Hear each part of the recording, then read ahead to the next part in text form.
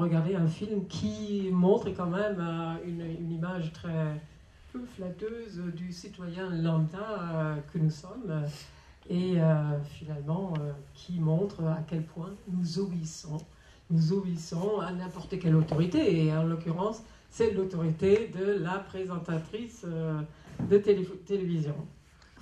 Oui, que pouvons-nous faire pour résister à cette sorte de réflexe d'obéissance que nous avons tous? Là, ça a été très bien expliqué par le sociologue ou psychologue du film. Moi, je pense, ce que nous pouvons faire, c'est aiguiser notre esprit critique, d'une part, et puis essayer, tout au moins, de penser par nous-mêmes. Moi, ce que je cherche depuis très longtemps à mesurer, c'est quel est le pouvoir réel de la télé. Donc, que ce soit un médium, c'est clair. Tous les exemples que vous citez sont des exemples du service public, et c'est pas un hasard. On pourrait rajouter les programmes d'Arte, voire même de Canal+, d'ailleurs, qui se refusent depuis l'origine à rentrer aussi dans cette logique, bien que commerciale, à rentrer dans cette logique de télé-réalité. Alors, comme pour le service public et Canal+, je ne sais pas combien de temps cette ligne tiendra. Hein. Voilà, je ne fais pas d'illusion sur le type de pression qu'il peut y avoir, mais en tout cas, l'arrivée de ce type de programme et le film qu'on avait montré il y a quelques semaines ici sur le temps de cerveau disponible, voilà, montre qu'en fait c'est un grand mouvement dans l'ensemble des télés du monde qui est en place depuis le début des années 80 sur la mise en scène de l'intime, et donc la position de voyeur dans laquelle on est et d'exhibitionniste dans laquelle se placent ceux qui apparaissent dans ce type d'émission. Voilà, il y a 30 ans d'histoire qui extrémise. Bon. Pour vous répondre, et aussi sur la question du médium en même temps, il me semble que ce que vous êtes en train d'analyser, l'exemple que vous venez de donner, c'est justement un modèle qui peut venir de la télévision et qui s'applique au monde de l'entreprise. Parce qu'effectivement, la télévision, quand on est sur ce plateau, dans cet exemple effectivement extrême, ou seul chez soi, on est quand même seul, tout en étant avec des millions d'autres. Et ça, c'est spécifique à ce médium. Et c'est là où je vous réponds à vous aussi sur le médium. Tout médium ne vaut pas tout médium. Il y a des médiums qui imposent une forme de modèle. La télévision, on la regarde par masse entière dans une société, et pourtant, souvent, on reste seul devant elle. Donc, on est à la fois totalement en foule et à la fois totalement solitaire. Ce qui implique qu'effectivement, ensuite, c'est difficile de trouver ce qu'on appelle du soutien social. Deuxième chose, le médium, la télévision. Vous avez vu à la fin du documentaire, 3h30 par jour en moyenne. Ça ne se regarde pas comme on va au cinéma, comme on allait au cinéma, ou comme on lit un livre. La télévision, ça s'allume, ça peut se laisser sans être d'ailleurs regardé de manière très attentive. On n'a pas forcément le début du programme, on n'a pas forcément la fin, c'est un flux.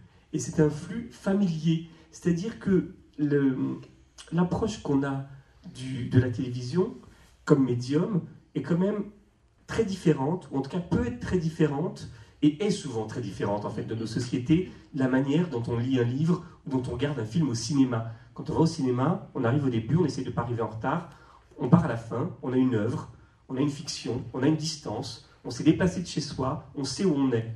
On sait où on est, on sait qu'on est dans une fiction qui peut être très violente, qui peut être très dure, mais on a la distance nécessaire, la distance symbolique nécessaire pour savoir qu'on est en train de regarder une œuvre, qu'on se met en distance.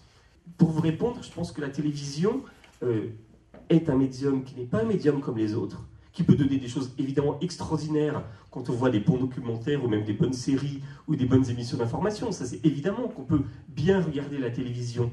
Mais le fait de savoir qu'elle peut être allumée pendant des heures, que les programmes peuvent se chevaucher, peuvent être traversés de publicités, de choses très différentes, et que finalement ça devient une sorte de sommeil hypnotique, ça c'est un médium qui risque de donner non pas de la clarté et de l'œuvre, mais souvent au contraire justement de la confusion, donc aussi de l'obéissance. Il y a des études qui, ça peut sembler paradoxal, qui nous disent que finalement, quand on ne vous promet pas d'argent, vous avez peut-être plus tendance à obéir parce que vous êtes plus engagé dans ce processus d'obéissance. Dans le film, le message idéologique, c'est « mais soyez fort tout seul, vous êtes comme ce type devant le blindé ».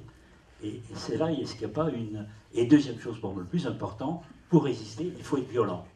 Quand on voit 40 ans après, on se rend compte qu'on est effectivement dans les conditions d'un laboratoire, avec un donneur d'ordre, l'autorité, qui a une blouse grise, qui est un scientifique. Et tous les travaux qui ont été faits après Milgram montrent que l'obéissance elle se fait auprès d'une autorité légitime, en l'occurrence la science, incarnée par ce questionneur en 12 grilles. Donc la science en soi a une capacité à faire obéir les gens, 2 sur 3, 62%. Quid de la télé? Si elle est un pouvoir, est-ce qu'elle a le même pouvoir, plus ou moins? Mais quid du chef d'entreprise? Quid du militaire? Et là, on se rend compte qu'il y a plusieurs formes de pouvoir, plusieurs formes d'autorité, qui n'ont pas tous la même légitimité, qui n'ont pas tous les moyens, face à l'individu seul. Et on ne teste que ça, l'individu seul. Donc, le propre de l'être humain, quelque part, c'est d'avoir, justement, de pouvoir avoir des valeurs. On est sans arrêt confronté à des ordres, et c'est ça, il n'y aurait pas de société si on ne s'y pliait pas. Et heureusement qu'il y a ça. Simplement, il y a des abus. Et quand on est dans ces abus, on se retrouve devant ces situations absolument épouvantables où on doit faire des choix. Et moi, ce que m'a appris ce film, et c'est pour ça que je regrette de ne pas l'avoir bien vu, voilà, je vais faire un aveu, c'est qu'au fond, si ce film a une utilité, c'est de nous permettre de repérer ce qui dans notre corps et justement pas dans nos valeurs, puisque à ce moment-là, on est dans cet état agentique qui nous empêche de faire référence à ça. C'est qu'on se retrouve dans des... Quand tout le monde, même ceux qui vont désobéir à 80 volts, se mettent à ricaner. De se dire, quand j'ai ce rire-là, oh là, attention, qu'est-ce qui m'arrive là?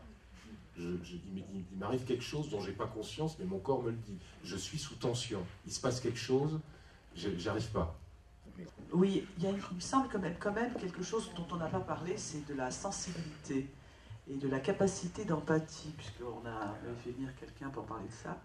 Et moi, c'est vraiment ce qui m'a frappé dans le film. J'ai vraiment eu le sentiment que les gens ils manquaient de cette sensibilité, enfin, qui paraît... Alors, mais si, parce que quand on a cette capacité d'empathie, on peut pas, il me semble, hein, on ne peut pas aller jusqu'à lui balancer comme ça, je ne sais pas combien de volts d'électricité. Eh ben, je vais vous dire un truc révoltant. Peut-être que l'empathie est une valeur relative. On peut la ressentir, mais ça ne permet pas de dominer tout le reste. On peut être en empathie et faire quelque chose de dégueulasse. C'est ça qui est incroyable, c'est ce que disent tous les candidats. Oui, enfin, et l'empathie peut être aussi considérée presque comme un alibi pour aller jusqu'au bout. C'est-à-dire que le fait de ressentir de la souffrance face à l'autre qui souffre, de se sentir lié par cette souffrance, permet parfois, chez le questionneur, de s'apitoyer un peu sur lui-même. Je souffre parce qu'il souffre, nous souffrons ensemble finalement.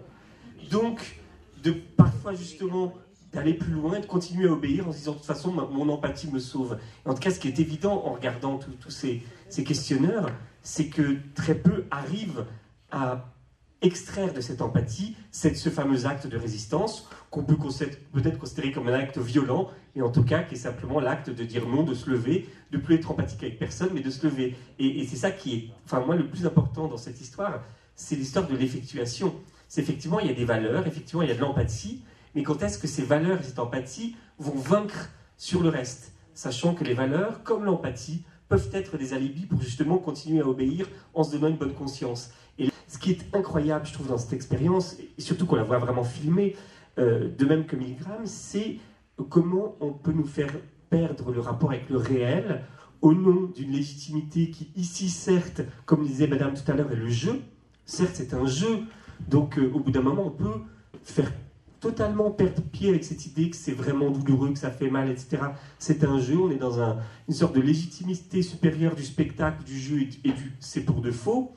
Comme chez Milgram, ce qui faisait perdre pied avec la réalité, c'est pour la science. On fait avancer la connaissance, là, en faisant hurler ce type. Ce n'est pas des hurlements de douleur, ce sont des hurlements expérimentaux pour faire avancer cette glorieuse science qui nous permet d'être la première société mondiale, etc.